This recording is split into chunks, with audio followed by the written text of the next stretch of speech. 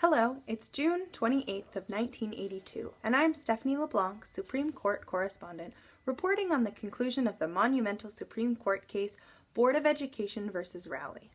This is the first case that interpreted the Education of the Handicapped Act of 1975. The case looks at what it means for a school to provide free and appropriate education to a student with a disability. Let's review the details of the case.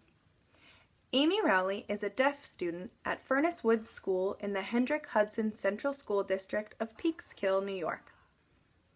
Because of her disability, the school provided her with an FM hearing device in her kindergarten year and evaluated her for an Individual Education Plan, or IEP, in accordance with the Education of the Handicapped Act of 1975. Her IEP would begin in first grade. Even though Amy was receiving additional speech services, her parents demanded she be provided with a sign language interpreter to accompany her to all of her classes. Now, Amy had a sign language interpreter for a week-long trial period in kindergarten, and the interpreter determined that she did not need the service to be successful academically. The school denied the request for this service based on the facts that Amy was academically successful, progressing smoothly from grade to grade, and following her IEP successfully without the service. The Rowleys then incited due process. First, an independent examiner sided with the school that Amy did not need the required service. Next, the district court sided with Amy's parents. Then, the Court of Appeals affirmed the district court decision.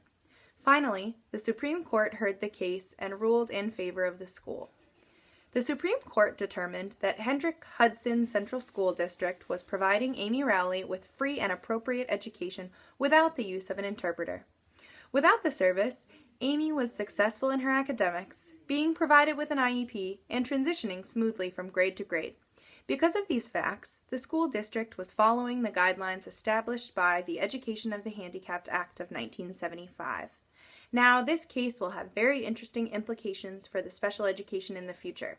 The precedent is set that schools only need to provide enough services to give a student free and appropriate education.